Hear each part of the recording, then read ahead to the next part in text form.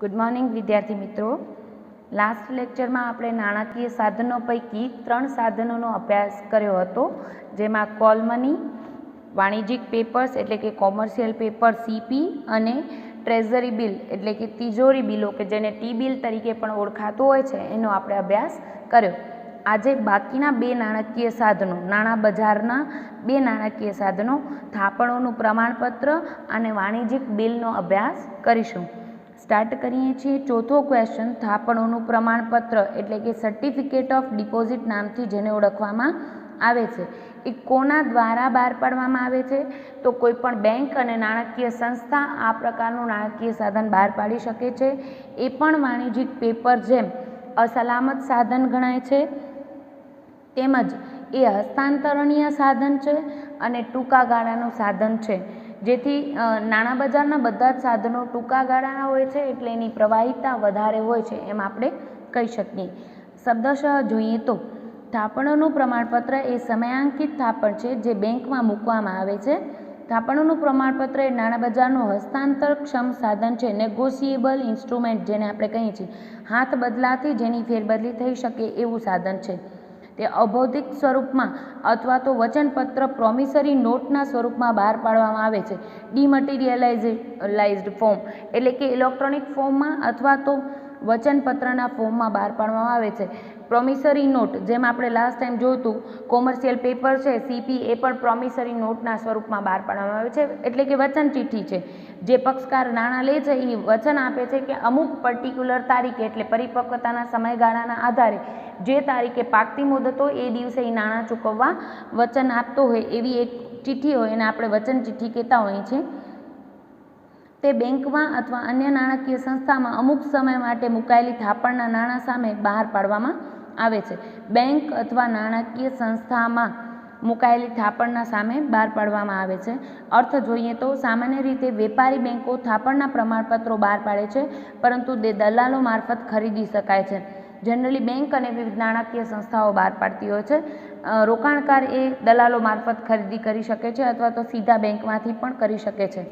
થાપણના પ્રમાણપત્રોના મુખ્ય લક્ષણોમાં એક તો એમને ચોક્કસ પાકતી મુદત હોય છે, વ્યાજનો દર ચોક્કસ હોય છે, તે કોઈપણ રકમમાં બહાર પાડી શકાય છે.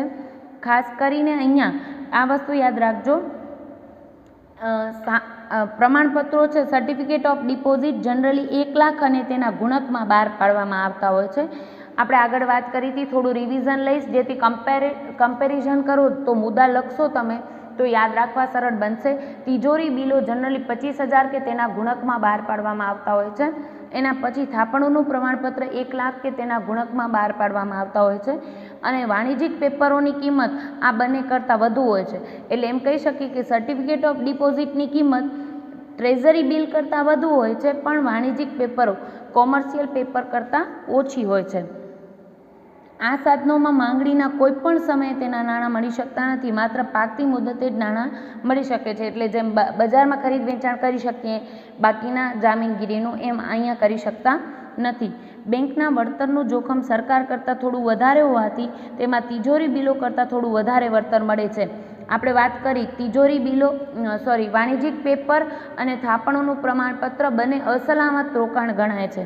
એટલે જ્યારે તિજોરી બિલ હોય છે એ શું હોય છે? રિઝર્વ બેંક દ્વારા બહાર પાડવામાં આવે છે, એટલે સલામત રોકાણ છે.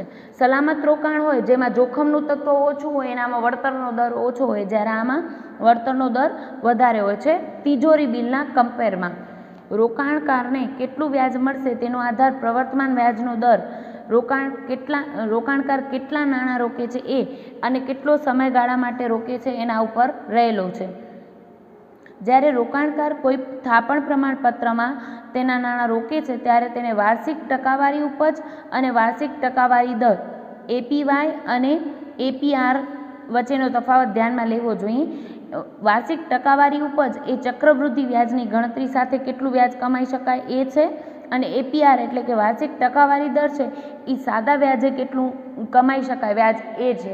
એટલે APR અને APYનો તફાવત રોકાણકારે ધ્યાનમાં લેવો જોઈએ. આગળ વાત કરીએ તો થાપણ પ્રમાણપત્રના લક્ષણો જોશું. પહેલું લક્ષણ છે સમયાંકિત એટલે કે ટર્મ ડિપોઝિટ છે અને માલિકી હક દર્શાવતો દસ્તાવેજ છે. એના ઉપર સમય નિશ્ચિત લખેલો હોય એના પહેલાં એના નાણાં પરત મળી શકતા નથી અને બજારમાં એ વેચી શકાતા પણ નથી. બીજું છે પ્રાદેશિક ગ્રામ્ય બેન્કો સિવાયની તમામ અનુસૂચિત બેન્કો અને રિઝર્વ બેન્કે માન્ય કરેલી તથા સમગ્ર ભારતીય નાણાકીય સંસ્થાઓ થાપણ પ્રમાણપત્ર બહાર પાડી શકે છે. યાદ રાખજો મુદ્દો, કોણ બહાર પાડી શકે? તો કે પ્રાદેશિક ગ્રામ્ય બેન્કો હોય, ગ્રામીણ બેન્કો સિવાયની બાકી બધી બેન્કો અને આરબીઆઈએ જેને મંજૂરી આપી હોય એવી બધી જ નાણાકીય સંસ્થાઓ થાપણ પ્રમાણપત્રો બહાર પાડી શકે છે. મુદત કેટલી હોય? તો કે ઓછામાં ઓછા 15 દિવસના સમયગાળા માટે ઓછામાં ઓછી મુદત 15 દિવસની હોય. જનરલી વર્ષથી ઓછી મુદત અને 15 દિવસથી વધુ મુદત માટે થાપણ પ્રમાણપત્રો બહાર પાડી શકાય છે. કિંમત કેટલી હોય? આવી રીતે મુદ્દા તમે તારવી લેજો કે કોણ બહાર પાડે છે, કેટલી મુદત માટે બહાર પાડવામાં આવે, કેટલી કિંમતના હોય. તો આગળ મેં ચર્ચા કરી એ પ્રમાણે ઓછામાં ઓછા 1 લાખના અને ત્યાર પછી 1 લાખના ગુણકમાં જ બહાર પાડી શકાય છે. એટલે 1.5 લાખનો થાપણ સર્ટિફિકેટ ઓફ ડિપોઝિટ તમે ન લઈ શકો. 1 લાખ, 2 લાખ, 3 લાખ એવી રીતે 1 લાખના અથવા 1 લાખના ગુણકમાં તમે મેળવી શકો છો. ટ્રેઝરી બિલ 25,000 કે તેના ગુણકમાં હોય છે અને સર્ટિફિકેટ ઓફ ડિપોઝિટ 1 લાખના ગુણકમાં હોય છે. કોમર્શિયલ પેપર આ બંનેથી વધુ કિંમતના હોય છે. થાપણ પ્રમાણપત્રો ઉપર શેરો કરીને તેની ફેરબદલી કરી શકાય છે, કારણ કે હસ્તાંતરક્ષમ દસ્તાવેજ છે. એટલે માલિકી ફેરબદલી કરવી હોય તો એક આપ્યા પછી લાંબી પ્રોસેસ અનુસરવી પડતી નથી. હસ્તાંતરક્ષમ એટલે નેગોશિયેબલ ઇન્સ્ટ્રુમેન્ટ છે, એટલે હાથ બદલાથી જ એની માલિકી બદલાઈ જાય છે. થાપણ પ્રમાણપત્રો પર સ્ટેમ્પ લગાડવો પડે છે. 7મું લક્ષણ છે થાપણ પ્રમાણપત્રો વટાવથી કે મૂળ કિંમતથી બહાર પાડી શકાય છે. મૂળ કિંમત આપીએ તો વ્યાજ આપવું પડે અને વટાવથી બહાર પાડવા હોય તો વટાવથી પણ બહાર પાડી શકાય છે. વ્યાજની ગણતરી મોટે ભાગે 360 દિવસને આધારે ગણવામાં આવે છે. કેટલાક પ્રમાણપત્રો હોય એમાં 365 દિવસ, પણ જનરલી 360 દિવસના આધારે વ્યાજની ગણતરી કરવામાં આવે છે. છેલ્લું લક્ષણ છે થાપણ પ્રમાણપત્રોનું રોકાણ માત્ર બેન્કોની શાકપાત્રતા ઉપર આધારિત છે. બેન્કોની શાકપાત્રતા કેવી છે એના ઉપર નિર્ભર છે કે સર્ટિફિકેટ ઓફ ડિપોઝિટમાં રોકાણ કેટલું થશે. હવે વાત કરીએ થાપણ પ્રમાણપત્ર એટલે કે સર્ટિફિકેટ ઓફ ડિપોઝિટના ફાયદા અને મર્યાદાની. તો એનો ફાયદો જોઈએ તો પહેલું છે એક તો સલામત રોકાણ ગણવામાં આવે છે, કારણ કે થાપણ પ્રમાણપત્રમાં વ્યક્તિ રોકાણ ઉપરનું વળતર અગાઉથી જાણી શકે છે. જેમ આપણે વાત કરી ચક્રવૃદ્ધિ વ્યાજ અથવા તો સાદું વ્યાજ બંને રીતે ગણતરી કરીને નક્કી કરી શકે કે કેટલું વ્યાજ મળશે. એટલે એ રીતે વ્યાજની રીતે એ સલામત રોકાણ છે, પણ તિજોરી બિલના કમ્પેર કરીએ તો એ અસલામત રોકાણ ગણી શકાય. બીજું છે નાણાં બચત ખાતામાં રોકવા કરતાં થાપણ પ્રમાણપત્રમાં રોકવા ફાયદાકારક છે. કોઈપણ બેંકમાં તમે નાણાં રોકવા માંગતા હો તો સેવિંગ બેંક કરતાં થાપણ પ્રમાણપત્રમાં રોકવા ફાયદાકારક હોય. એમાં વ્યાજનું તત્વ એ પ્રમાણે હોય છે. ત્રીજું છે ફેડરલ વીમા કોર્પોરેશન એ થાપણ પ્રમાણપત્રના રોકાણને ગેરંટી આપે છે. ચોથો ફાયદો છે તરલતા એમાં સૌથી વધુ હોય છે. પ્રવાહિતા કે તરલતા સૌથી વધારે છે, કારણ કે હસ્તાંતરક્ષમ દસ્તાવેજ છે, એટલે હાથ બદલાથી જ ફેરબદલી થઈ જાય છે. અને છેલ્લો ફાયદો છે બેન્કો માટે એ આકર્ષક દરે આદર્શ રોકાણ કહી શકાય. બેન્કો માટે આદર્શ રોકાણ કહી શકાય. ટૂંકા ગાળા માટે ભંડોળ ઊભું કરવું હોય ત્યારે એ સારામાં સારો ઓપ્શન છે બેન્કો માટે. હવે જોઈએ તો સર્ટિફિકેટ ઓફ ડિપોઝિટના ગેરફાયદા શું છે? તો પહેલું છે બીજા રોકાણોની સરખામણીમાં થાપણ પ્રમાણપત્રમાં મળતું વળતર ઓછું છે. બીજા રોકાણો એટલે જનરલી મૂડી બજારના જે સાધનો છે એના કરતાં તો નાણાં બજારના સાધનોમાં વળતરનો દર ઓછો જ રહેવાનો, કારણ કે મુદત ઓછી એમ વળતરનો દર પણ ઓછો હોય. બીજું જોખમનું તત્વ કેટલું છે એના આધારે છે. જેમ જોખમનું પ્રમાણ વધુ હશે જે જામીનગીરીમાં એમાં વધુ હશે, જ્યારે અહીંયા થોડુંક કમ્પેરેટિવલી બેન્કિંગમાં રોકાણ થાય છે અને આરબીઆઈ મંજૂરી આપી હોય એ જ નાણાકીય સંસ્થામાં રોકાણ થાય છે, એટલે થોડું સલામત છે. એટલે એમાં બાકીની જામીનગીરી કરતાં થોડું વળતરનો દર ઓછો છે. પ્રવાહી રોકાણની તક નથી. નાણાં લાંબા સમય સુધી રોકાઈ રહે છે. તમે હાથ બદલાથી ફેરબદલી કરી શકો છો, પણ જનરલી પાકતી મુદત પહેલાં તમને બેંક નાણાં પ્રોવાઈડ કરતી નથી, એટલે એ રીતે પ્રવાહી રોકાણની તક નથી. ત્રીજું છે રોકાણકારો બેન્કોએ બહાર પાડેલ થાપણ પ્રમાણપત્રો મુદત પહેલાં છોડાવી શકે છે, પરંતુ મુદત પહેલાં નાણાં પાછા મેળવવા માટે તેમને ચાર્જ આપવો પડે છે. હમણાં આપણે વાત કરીએ એમ પાકતી મુદત પહેલાં નાણાં મળતા નથી. જો મેળવવા હોય તો એના માટે ચાર્જ આપવો પડે. જેમ કે આપણે ફિક્સ ડિપોઝિટમાં નાણાં રાખ્યા હોય 3 વર્ષ માટે, તો 3 વર્ષ પહેલાં તમને FD તોડાવો તો એનો રૂપિયા ઓછા મળે. એ રીતે અહીંયા પણ તમને પાકતી મુદત પહેલાં જો રૂપિયા જોઈતા હોય તો એનો ચાર્જ આપવો પડે છે. ચોથું ગેરફાયદો છે થાપણ પ્રમાણપત્રના વ્યાજ પર રાજ્ય અને સ્થાનિક કરવેરા લાગુ પડે છે. સ્થાનિક, રાજ્ય અને રાષ્ટ્રીય કક્ષાએ થાપણ પ્રમાણપત્રોનું વ્યાજ સંપૂર્ણપણે કરવેરા પાત્ર છે. કરવેરાનો બોજો રહે છે. જ્યારે અમુક જામીનગીરીઓ એમાં ટેક્સ ફ્રી હોય તો રોકાણકારો એમાં પણ વધુ આકર્ષાતા હોય છે. એટલે થાપણ પ્રમાણપત્રમાં કરવેરા ભરવા પડે છે એના જે વ્યાજની આવક છે એના ઉપર. એટલા માટે એ એક એનો ગેરફાયદો કહી શકાય. રોકાણકારોને આકર્ષી ન શકે આ તત્વ. એટલે જેમાં વ્યાજમાં કરવેરાની મુક્તિ હોય એવા સાધનોમાં જનરલી રોકાણકારો રોકાણ વધુ કરવા ઈચ્છશે. રોકાણ અમુક ચોક્કસ દરે બંધાઈ જાય છે. પરિણામે વ્યાજનો દર વધે તો પણ રોકાણકારે વધારે વળતરવાળી જામીનગીરીઓમાં રોકાણ કરવાની તક જતી કરવી પડે છે. આ મહત્વનું તત્વ, કારણ કે આપણે પહેલેથી જ વ્યાજનો દર નિશ્ચિત કરી દઈએ છીએ. એટલે પછી આવતા મહિને કે 2 મહિના રહીને વ્યાજના દરમાં જો વધઘટ થાય તો એની અસર આમાં આવતી નથી. એટલે નિયમિત જે નિશ્ચિત વ્યાજ હોય એ જ મળી શકે છે. જો બજારના પ્રવાહોમાં ફેરફાર થતાં વ્યાજનો દર વધે તો પણ રોકાણકારોને વધારે કાંઈ મળી શકતું નથી. હવે વાત કરીએ થાપણ પ્રમાણપત્ર બહાર પાડવા માટેની ગાઈડલાઇન શું છે. પહેલું, યોગ્યતા. થાપણ પ્રમાણપત્ર નીચેની સંસ્થા જ બહાર પાડી શકે. કઈ તો આપણે આગળ વાત કરીએ એમ પહેલે જ વાત કરી હતી. અહીંયા કોણ બહાર પાડી શકે, મુદત અને કિંમત, આ ત્રણેય ટોપિક તો દરેક નાણાકીય સાધનમાં તમે અલગથી નોટ ડાઉન કરશો, જેથી કમ્પેરિઝન કરશો તો તમને યાદ રાખવામાં પણ સરળતા રહેશે. કોણ કોણ થાપણ પ્રમાણપત્રો બહાર પાડી શકે છે? તો પહેલું છે થાપણ પ્રમાણપત્ર નીચેની સંસ્થા બહાર પાડી શકે. અનુસૂચિત વેપારી બેન્કો, અપવાદ સિવાયની પ્રાદેશિક ગ્રામ્ય બેન્કો નથી બહાર પાડી શકતી. વિસ્તારની અમુક બેન્કો હોય અને જેમને રિઝર્વ બેન્કે મંજૂરી આપી હોય તેવી તમામ નાણાકીય સંસ્થાઓ. એક ખાલી ગ્રામીણ બેન્કો બહાર નથી પાડી શકતી. એ સિવાયની બધી જ અનુસૂચિત વેપારી બેન્કો અને RBIએ જેને મંજૂરી આપી છે એવી બધી જ નાણાકીય સંસ્થાઓ આ સાધન થાપણ પ્રમાણપત્ર બહાર પાડી શકે છે. બીજું છે કુલ રકમ.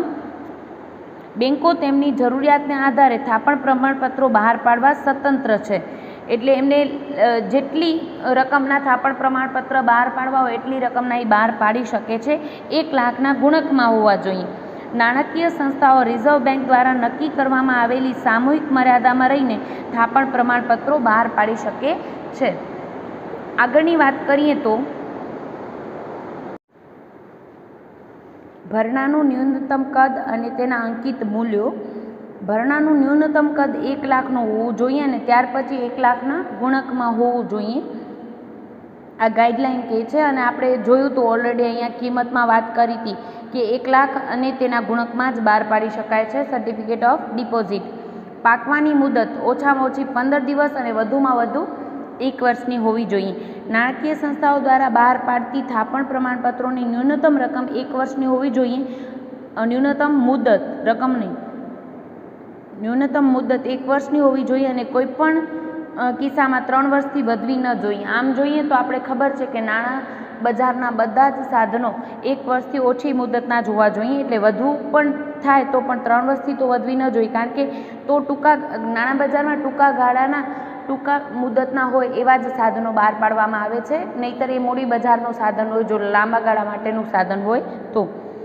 પાંચમું છે વટાવ કે કૂપન દર. થાપણ પ્રમાણપત્ર મૂળ કિંમતથી કે વટાવે બહાર પાડી શકાય છે. બંને રીતે બહાર પાડી શકાય છે.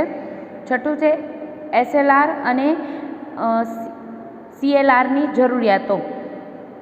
રિઝર્વ બેન્કની જરૂરિયાતો મુજબ બેન્કોએ રોકડ અનામત દર, બનાવટ નહીં, અહીંયા પ્રિન્ટિંગ મિસ્ટેક છે, ધ્યાન રાખજો. CRR રોકડ અનામત દર એટલે cache reserve ratio, printing mistake છે. તેમજ કાયદાકીય અનામત દર થાપણ પ્રમાણપત્રો બહાર પાડતી વખતે જાળવવા જરૂરી છે. એ આપણે T-બિલમાં પણ જોયું હતું. CRR અને SLRના જે રેશિયો હોય એ તો ધ્યાન રાખ્યા પછી જ થાપણ પ્રમાણપત્રો બહાર પાડી શકાય છે. ફેરબદલી પાત્રતા. ભૌતિક થાપણ પ્રમાણપત્રોની સહી અને ડિલિવરી દ્વારા સહેલાઈથી ફેરબદલી થઈ શકે છે. આગળ વાત કરી એના લક્ષણમાં કે કેવું છે, હસ્તાંતરક્ષમ દસ્તાવેજ છે એટલે કે નેગોશિયેબલ ઇન્સ્ટ્રુમેન્ટ છે, એટલે સહી કરીને તરત જ હાથ બદલાતી એની ફેરબદલી થઈ જાય છે, એટલે ફેરબદલી એકદમ સરળ છે. થાપણ પ્રમાણપત્રોનું સ્વરૂપ જોઈએ તો એ ફિઝિકલ ફોર્મમાં પણ મળે છે અને અભૌતિક સ્વરૂપમાં પણ મળે છે. એટલે અભૌતિક સ્વરૂપમાં એટલે ઇલેક્ટ્રોનિક ફોર્મમાં બહાર પાડી શકાય છે, અને સાદી રીતે ભૌતિક સ્વરૂપમાં પણ જો થાપણ પ્રમાણપત્ર માંગવાનો વિકલ્પ રોકાણકારોને આપવામાં આવે છે. રોકાણકારો આ બેમાંથી કોઈ પણ એક સ્વરૂપમાં એ ખરીદી શકે છે. છેલ્લું ગાઈડલાઇન જોઈએ તો પ્રમાણપત્રની ચૂકવણી. થાપણ પ્રમાણપત્ર ધરાવનાર છેલ્લી વ્યક્તિ કે સંસ્થા ભૌતિક પ્રમાણપત્ર ચૂકવણી માટે રજૂ કરી શકે છે. છેલ્લી વ્યક્તિ કે સંસ્થા એટલે શું? કારણ કે આમાં નેગોશિયેબલ ઇન્સ્ટ્રુમેન્ટ છે, એટલે હસ્તાંતર થયા પછી લાસ્ટમાં એ કઈ વ્યક્તિ પાસે હોય, જે વ્યક્તિ પાસે હોય એ પાકતી મુદતે જેની પાસે હોય એ વ્યક્તિ રજૂ કરશે અને એના બદલામાં એને નાણાં મળી જશે.